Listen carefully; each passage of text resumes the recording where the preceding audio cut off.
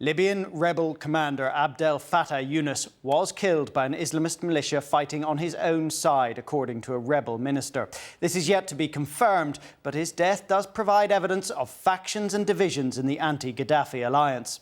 In Tripoli, the regime has described the killing as a slap in the face for Britain, coming so soon after the Foreign Secretary, William Hague, recognised the rebels as the legitimate government of Libya.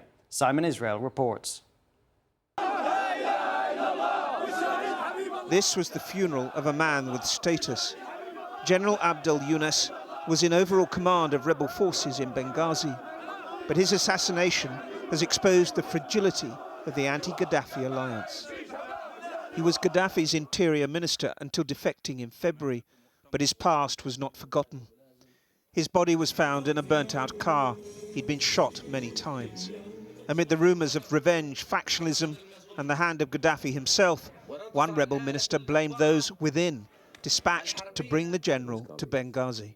I want to make sure to tell my brothers and sisters that things are under control. There are reports General Younes or his family was secretly communicating with Gaddafi, but in Tripoli, his assassination was used to ridicule not just the rebels, but Britain and the US too. It's a nice slap to the face to the British that the council that they recognize could not protect its own commander of the army. This is the answer Mr. Hague was asking for. I think if I were sitting in the Foreign Office, I'd say, well, we obviously needled them. That's what we were trying to do. The fact is that the British government's position on recognition is not fundamentally different from that of a number of other governments.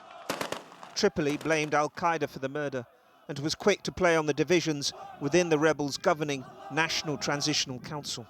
They have just achieved diplomatic recognition from their key allies, the US, the UK, and at exactly that moment at which they have to make a final push before the UN's authorization of military force expires in September, they appear to have legitimated all of those criticisms made of them for so many months, that they are chaotic, disorganized, unprofessional, and that ultimately the NTC, the rebel leadership, just doesn't know what's going on the ground.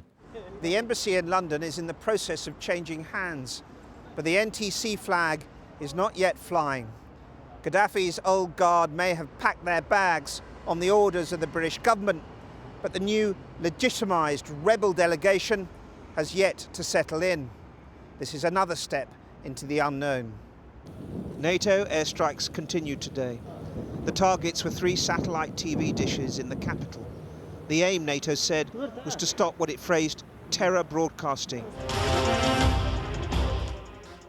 Libyan TV was still on the air today, another stalemate perhaps, in this lengthening war to overthrow the Gaddafi regime.